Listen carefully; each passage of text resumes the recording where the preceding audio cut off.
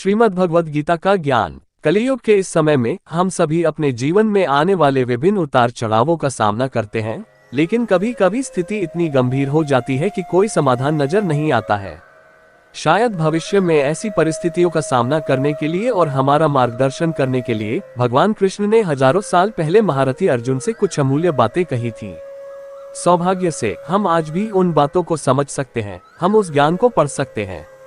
ज्ञान की वह शिक्षा आज भी गीता जैसे पवित्र ग्रंथ में संग्रहित है। आइए इस लेख के माध्यम से आज हम उस पवित्र ग्रंथ और उसमें छिपे ज्ञान के बारे में कुछ रोचक और अमूल्य बातें जानते हैं। गीता महाभारत में श्लोकों छंद का सबसे महत्वपूर्ण संग्रह है। पुष्पन काल गीता श्री कृष्ण द्वारा अर्जुन को दी गई शिक्षाओं का एक संग्रह है, जिसमें भगवान कृष्ण अर्जुन को युद्ध और जीवन का अर्थ बताते हैं। पुष्पन काल दुनिया भर से हिंदू धर्म के अनुयायी सदियों से गीता और उसके महत्व के बारे में अपने पूर्वजों से सुनते आ रहे हैं। पुष्पन काल गीता श्री अर्जुन और उनके सारथी भगवान श्री कृष्ण के बीच हुई सही और गलत की व्याख्या करने वाली ऐसी तार्किक बातों का संग्रह है। पुष्पन काल ये धार्मिक ग्रंथ ज्ञान का वह भंडार है जो हमारे जीवन में आने वाली सभी परिस्थितियों का समाधान खोजने में सहायक हो सकता है। पुष्पन काल गीता हमें सिखाती है कि मानसिक शांति और जीवन के बाद मोक्ष की प्राप्ति के लिए यह आवश्यक है कि हम अपनी इच्छाओं को नियंत्रण में रख सकें। पुष्पन काल गीता ये भी सिखाती है कि मृत्यु का भय व्यर्थ है, क्योंकि मृत्यु हमारे शरीर में विराजमान आत्मा को कभी नहीं मार सकती। मृत्यु केवल मांसपेशियों से बने शरीर का अंत है। पुष्पन काल कर्म करना सबसे महत्वपूर्ण बात है और व्यक्ति को पूरी निष्ठा और विश्वास के साथ कार्य करना चाहिए, जबकि काम करते समय परिणाम का भय और फल की उम्मीद करना बेकार है।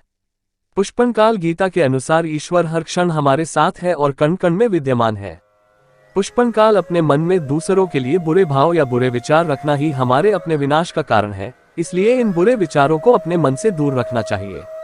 पुष्पन काल गीता में कहा गया है कि क्रोध से भ्रम पैदा होता है, जो बुद्धि को विचलित करता है। भ्रमित व्यक्ति अपने मार्ग से भटक जाता है, तब सारे तर्क नष्ट हो जाते हैं, जिससे मनुष्य का पतन हो जाता है। इसलिए हमें अपने क्रोध पर नियंत्रण रखना चाहिए।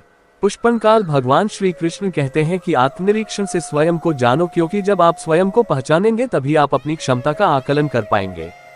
ज्ञानरूपी तलवार से अज्ञान का नाश करना चाहिए। जब कोई व्यक्ति अपनी क्षमता का आकलन करता है तभी उसका उद्धार हो पाता है। पुष्पन काल भगवान श्री कृष्ण कहते हैं कि मृत्यु एक अपरिवर्तनीय सत्य है, लेकिन केवल ये शरीर नश्वर है।